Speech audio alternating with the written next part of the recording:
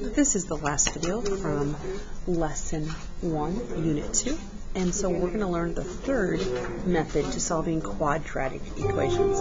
And this method is referred to as the completing the square method.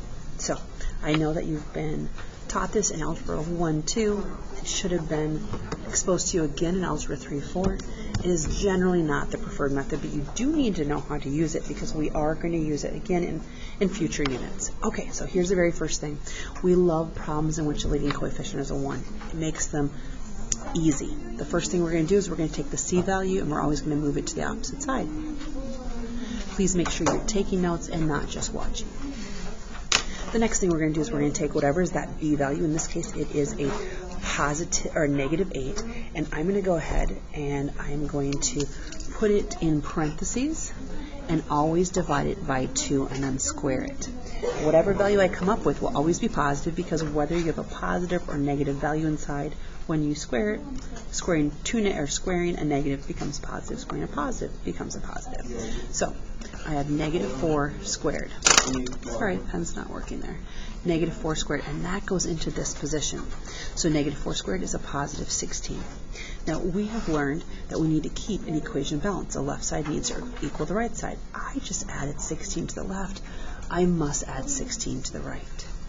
Negative 3 plus 16 is going to be 13. And now there's a trick here. Instead of going off to the side and factoring using either the bottom-up method or AC plus B method, even faster will be to take whatever is simplified here and drop it behind an X.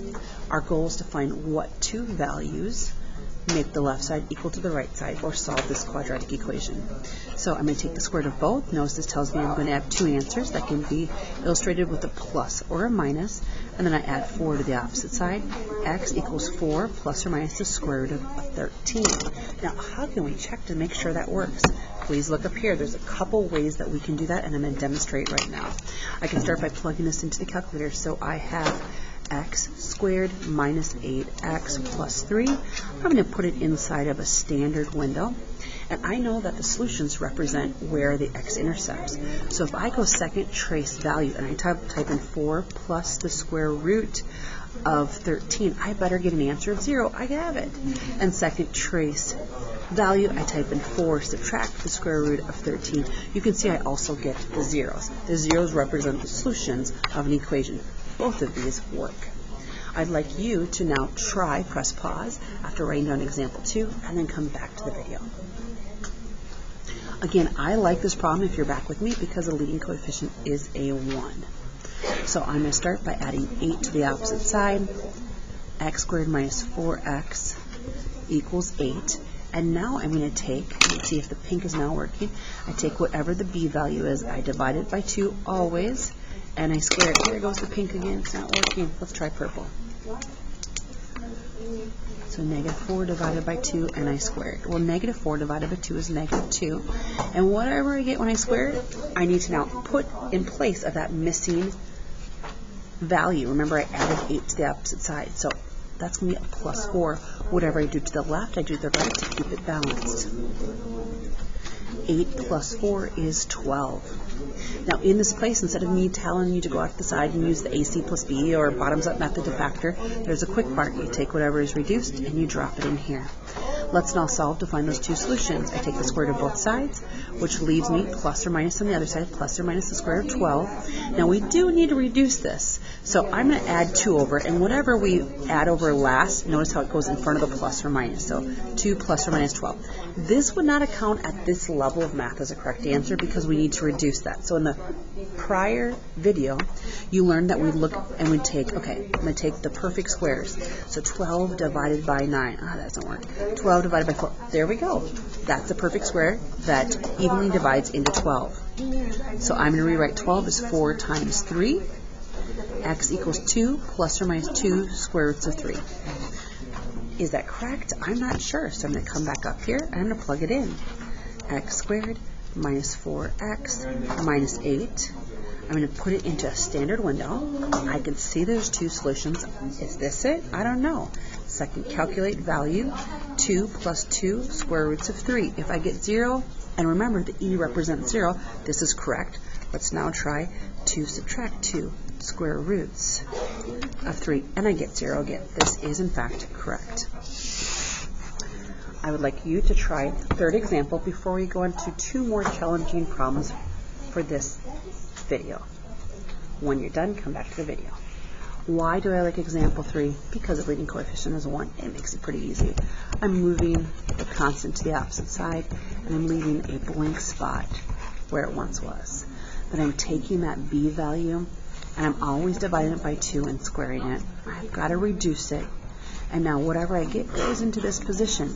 So negative 7 times negative 7 is positive 49. Don't forget, I'm classic for doing this. Don't forget that we also have to add it to the right-hand side to keep the equation balanced. So negative 24 and positive 49. Negative 24 and positive 49 equals a positive 25. What goes in here? We'll drop this in, a negative 7 for this problem. I'm going to have 2 solutions. What are the 2 solutions? Don't forget about the plus or minus. Square root of 25 is 5, and then whatever you add over last is going to go in front. So 7 plus or minus 5. Now, this one does not have a radical, so we can literally just do the math. One time I add, and the next time I subtract. I believe one solution is 12. I believe the other solution is 2. How do I know? Well, let's come up here. We have x squared, subtract 14x, plus 24. I do need the window to go out to at least 12, so let's have the window go out to 15. I graph it. And let's check second trace value. I believe 2, it works. And I believe 12, it also works. Okay, we have 2 more problems left in this video, and they're dun, dun, dun. Why are these different?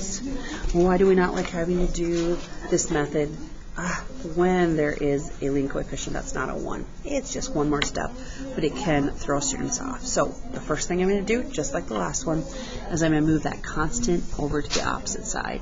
So I have 3x squared plus 12x, oh, there's this missing space, equals 16. Now here's the new step. I need to factor out the leading coefficient if it's not a 1. So 3 times 1 is 3, 3 times 4. Okay, next. The next thing I need to do is I need to figure out what number goes here, so I'm going to focus only on this.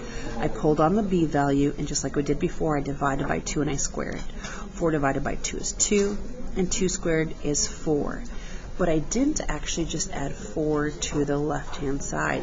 I actually added a value of 12 because, remember, we could distribute that 3 through, so I need to add 12 to the right. That's the most confusing part of the problem. So now I have 3, 16 plus 12 is 28. What goes in here? Just like the last problems, we're going to drop in that positive 2. And now I'm just going to solve. That's my whole goal, is to find what 2 solutions. So I divide by 3. Don't be scared by fractions. I have 28 over 3. I take the square root of both, okay? X plus 2 equals plus or minus y. Plus or minus the square root of 28 over 3, and I subtract the 2 last. Whatever comes over last stays in front. And you're thinking, how do I decide if that's right? Well, grab your calculator. Let's plug in this original problem. 3x squared plus 12x minus 16. Oh, goodness sakes, I should have cleared this. Let me clear this off. Let's try this again. 3x squared plus 12x minus 16. I'm going to graph it just within our standard window. We can always adjust that. Perfect, I can see it. Now let's check. Okay, you ready? Negative 2 plus square root, and I'm going to put it in parentheses, 28 divided by 3. It works. It equals 0. Now let's do the next one. Negative 2 subtract square root, 28 divided by 3. It also equals 0. This is the solution. I'd like you to write down the last example in this video, try it on your own, and then come back to the video. Why is this difficult? The leading coefficient is not a 1. I'm going to start always by moving over that constant. So 4x squared minus 24, got a missing space here, equals negative 6. Then just like we did previously, I've got to factor this out, whatever's the leading coefficient. So 4 times 1 is 4, 4 times negative 6 is negative 24. And then I'm only focused on this. So I'm taking that b value, dividing it by 2 and squaring it.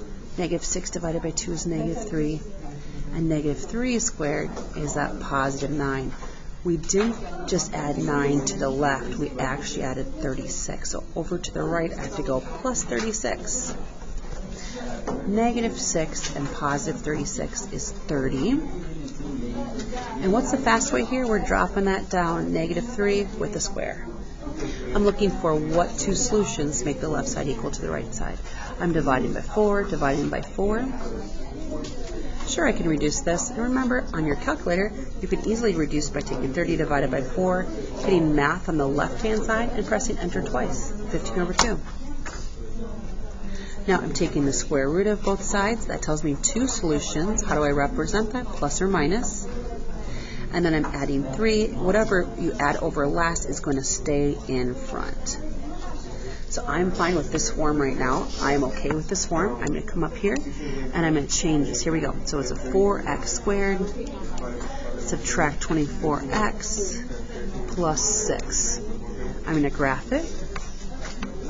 I can see the solutions. Let's see if what I selected is correct. Second, calculate 3 plus the square root of 15 divided by 2.